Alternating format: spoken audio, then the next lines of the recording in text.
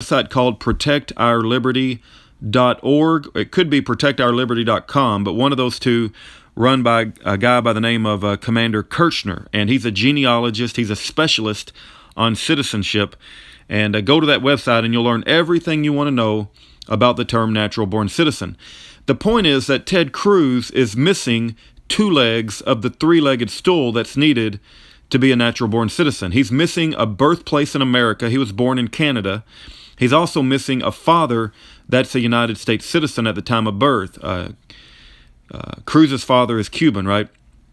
So while Cruz may be a United States citizen, he definitely doesn't meet the requirements, the presidential requirements as outlined in the Constitution, to be a natural-born citizen. And therefore, Ted Cruz is just a big fraud. And here's the point, right? Ted Cruz was asked about this, and he knew that he wasn't eligible. But because Obama had already done it, Ted Cruz kind of skirted around the question, and he said, well, I'll let others answer that for me. Here's what the problem is when you try to make two wrongs make a right. And Chris and I talked about this, and I wholeheartedly believe what I'm about to say. If Ted Cruz had just been upfront and honest with the American people and just say the truth of the matter, right? If Ted Cruz had stated, I love this country. This country has given me tremendous opportunities. I can't wait to to give back to this country. I'm so grateful for America and what they've done, what it's done for me and my family. He could have gone down in history as the greatest senator on earth if he had stated that I love America, but I cannot be president because I'm not natural born. Do you understand that if he had said that publicly, and he still has the chance, but he won't because he's a complete sellout. His wife is a Goldman Sachs, vice president. She wrote a paper about North American communities between Canada, United States, and Mexico, and how we should all have one community. And I think there's even like talk of one currency. If it's not talking about one currency, it's going in that direction, right? Of like just making Canada, United States, and Mexico one North American community. And she's writing papers for Council on Foreign Relations, and she works for Goldman Sachs, right? Here's the point I'm trying to make.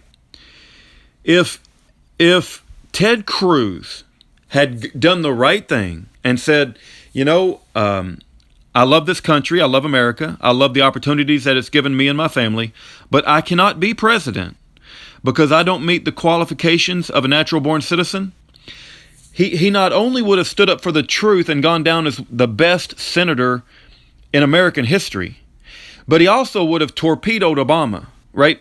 And he would have taken down the most evil, illegal coup this country's ever experienced. But he decided, well, I'm going to go for president because Obama did it, therefore I can do it, and I'm going to sell out.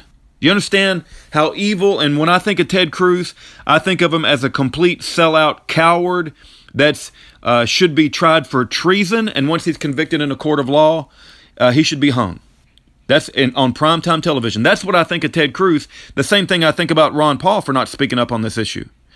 So all you people who want to support Ted Cruz, he had an opportunity to set this country straight by telling everybody the truth.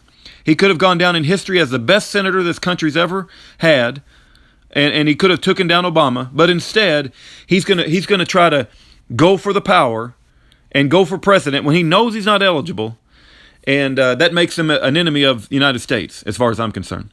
So if that doesn't clarify my position, and I think Chris and I were talking about this last night, and I think he's in agreement, but our conversation just spurred a lot of thoughts in my mind that I wanted to get out. But I can't stand Ted Cruz. It doesn't matter about his conservative track record and what he says, the words that come out of his mouth, and the great speeches that he gives. That doesn't mean diddly. What means something is a man's actions, right? When